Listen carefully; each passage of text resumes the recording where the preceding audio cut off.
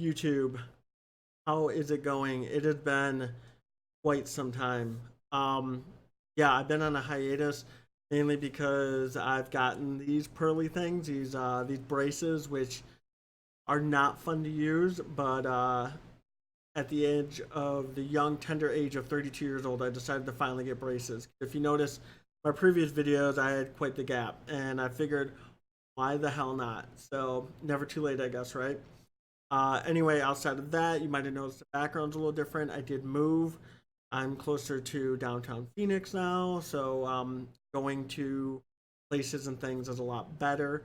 But outside of that, I wanted to get back into the habit of YouTube because when I've been streaming, I do have people popping in asking me about a new product that came out. And while I am super appreciative of people valuing my opinion, even though I feel like I'm wrong all the time, uh, I think it's about time. And I figure, why not come back with this guy?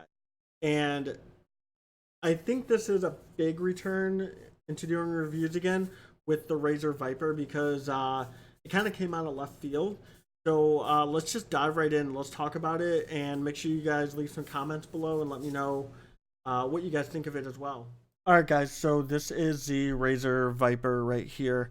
It is your ambidextrous mouse, meaning that it's going to work perfect for your left or right-handed users. Razer came out and said, I want to say a year and a half ago or so, when they were looking at, I believe, the Razer Naga Trinity, and they were trying to actually crowdfund, I think on Kickstarter, to actually make a left-handed version of that mouse.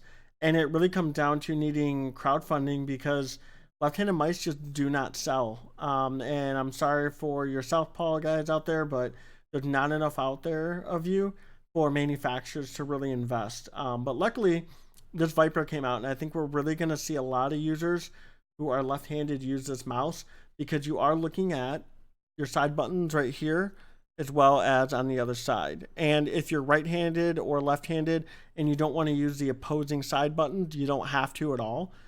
So that's really nice. It's not anything that you're going to accidentally click on of any sort. Looking at the dimensions, I don't have any fancy graphics, but we're looking at 126.7 milligrams from front to back, and then we're looking at 66.2 millimeter. Did I say milligrams? I said milligrams, yeah. But millimeters on the width, and then the height, you're looking at 37.8. One thing I want to stress with the height too, the one reason why I really love the shape on this is that it doesn't have a really high curve. It's a very low profile mouse, so the dimensions are almost perfect for me. I've been using the Davina S2, this one as well. It's a gloss blue one for a while now, and I absolutely love this mouse. But the only problem is really the weight. You've gotten so used to your lightweight mouse that anything over 80 grams, it just seems really heavy. And I know that sounds ridiculous, but it's kind of the day and age we live in right now with the trend of gaming mice that are coming out.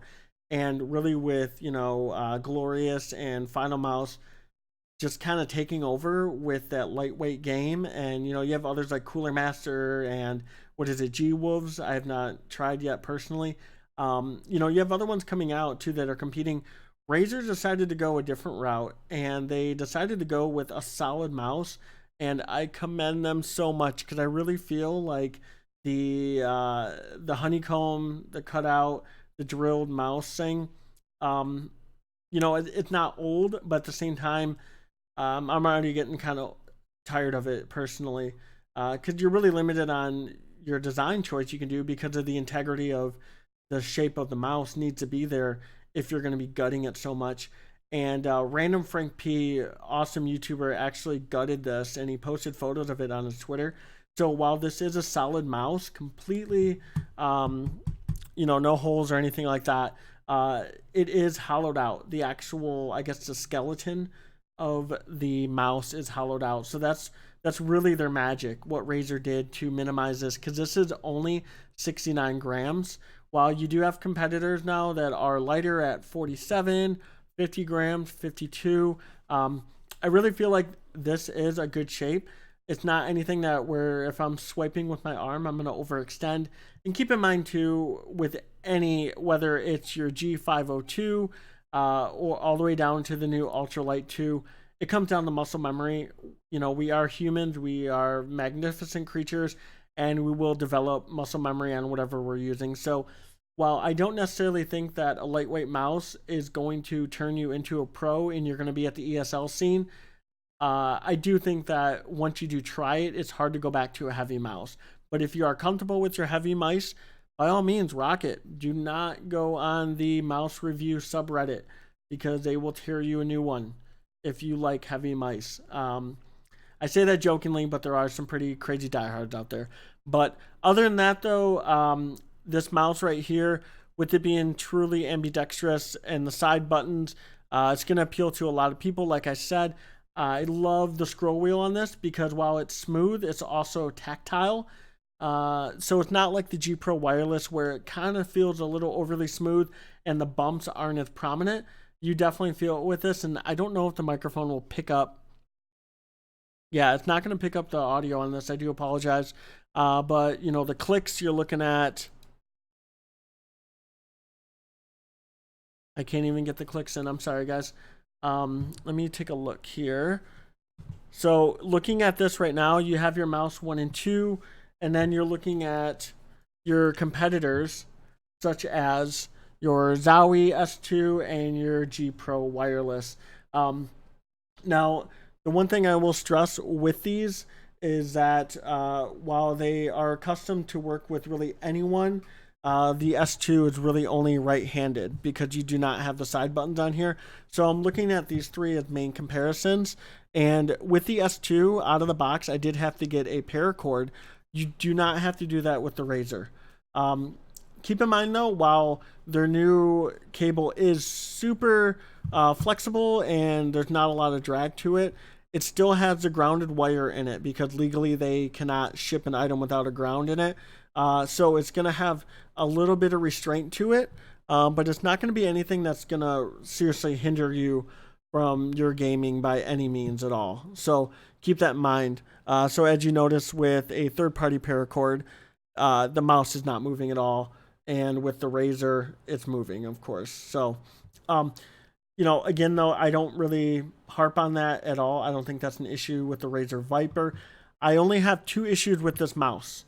Okay, and that's going to be, while I do love the side buttons, I feel like they're too flush with the body of the actual mouse itself. You can kind of see in the image there, they barely come out to catch your finger. And it'd be one thing if they were a little lower and they were still flush, but when I'm playing mainly Siege and PUBG and I do use the side buttons now, I never used to in the past, but with using it now, I'm accustomed to it. And with having to kind of feel upward with such small side buttons, I have a tendency to miss. And maybe it's just me, but I definitely want to address that as an issue I had. So if they ever did a revision on this mouse and they made the second version or second generation, hopefully they can touch on the side buttons and make them a little more prominent so that way your finger catches on it. And the other thing, and lastly, is the price. It's $79.99. I understand that they're rocking their best sensor on here and everything, but I just really do not think it's a competitively priced model, given that the competitors out there, especially Glorious, they're what, $20 cheaper, and you can get just as good of a mouse. So it really comes down to, do you want to pay that premium for the Razer branding? And speaking of the Razer branding, it only has one RGB, and it's just going to be the actual logo itself. That does help minimize that weight because Razer does love their RGB as much as I do. And with them taking it away from, say, like the wheel and the side, like with the Mamba, it does reduce the weight. All right. And speaking of RGB, you do not have to use a Razer Synapse. Anyone that's watched my videos in the past know how much I gripe on it. I do not like the software at all. And the nice benefit to it is that you do not have to use it. Out of the box, you do have the RGB set as just cycle though. So it's just going to cycle through all the colors slowly, like a breathing effect. And then on the bottom is your DPI button. So you can customize all this within the Synapse.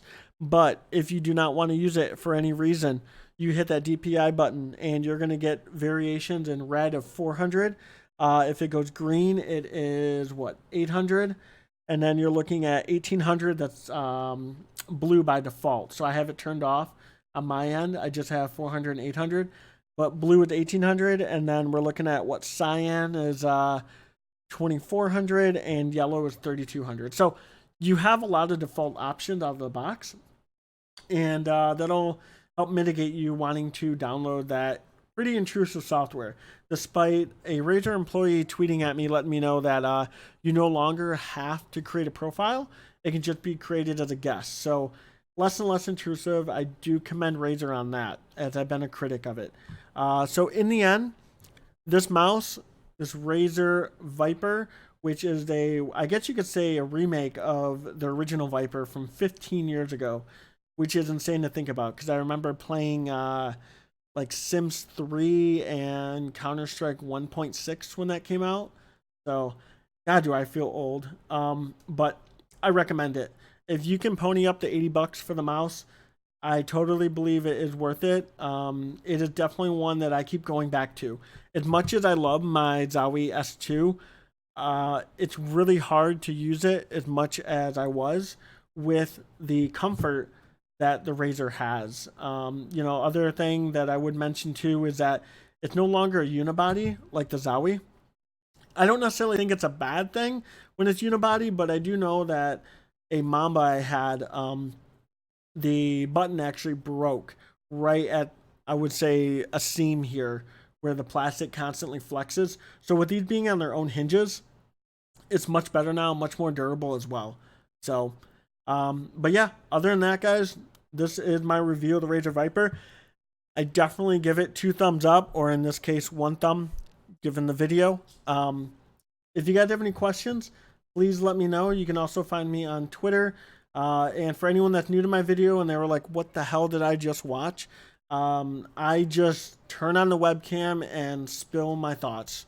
I don't have a script or any fancy graphics as much as I'd like to, but it seems to work out for me, as this is definitely my honest opinion on any product that I do buy, as this was not provided to me, of course. I do not have that much clout. But yeah, please get back with me on Twitter or in the comments below. And if you did like the video, please like it. You guys have a good one. Thank you.